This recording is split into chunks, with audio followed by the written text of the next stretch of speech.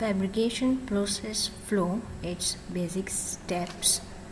So the basic steps are: first thermal oxidation, second photoresist, third lithography, fourth etching, and finally the solvent. So let's see in detail each and every step. First is the thermal oxidation. So consider a piece of silicon, as you can see in this figure A. The first step is the thermal oxidation of the silicon surface, by which an oxide layer of about 1 mm thickness is created on the substrate, as shown in this figure B.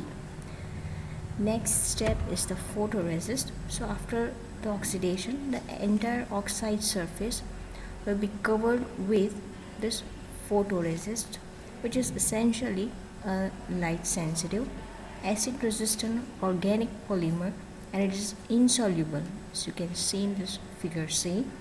So if the photoresist material is exposed to ultraviolet light, the exposed area becomes soluble, so that they are no longer resistant to etching solvents. Now basically there are two types of photoresist: positive photoresist and negative photoresist. So the positive photoresist, initially they are insoluble and become soluble after exposure of this UV lights. So it is used in the above fabrication process. And the negative photoresist, it is initially soluble and becomes insoluble after the exposure of the UV lights.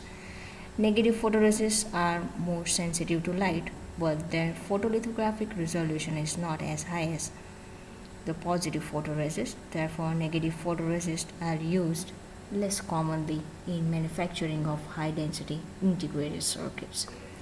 Now the third step is the lithography. The process used to transfer a pattern to a layer on the chip is called the lithography.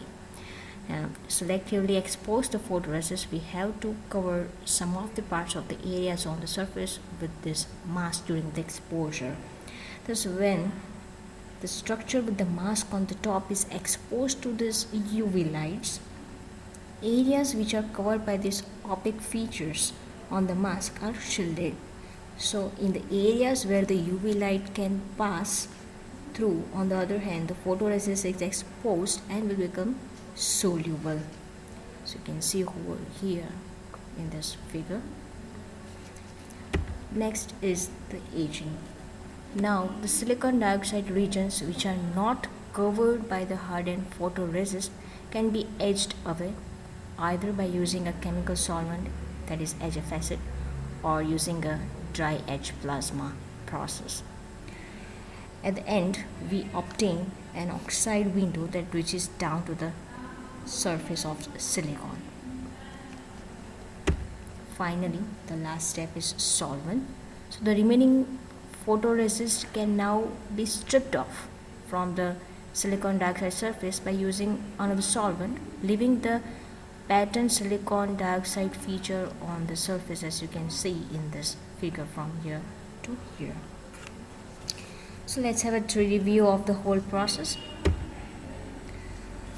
Consider a silicon substrate, as you can see in this figure, and the first step is the oxidation, in which the oxide layer is grown on the whole surface. Next is the photoresist, in which the entire oxide surface is covered by this photoresist. Then the lithography, in which the UV light is passed and exposed and becomes soluble. Next is etching, in which silicon dioxide regions which are not covered by the photoresist is removed. As you can see over here, it is removed. And finally, the remaining photoresist is stripped off by this solvent, as you can see over here.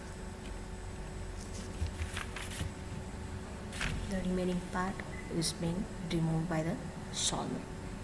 The above whole process actually accomplished a single pattern onto the silicon dioxide surface. The fabrication of the semiconductor devices requires several such pattern transfers to be performed on a silicon dioxide, polysilicon, and metal. The basic patterning process will remain same in all the steps. Thank you.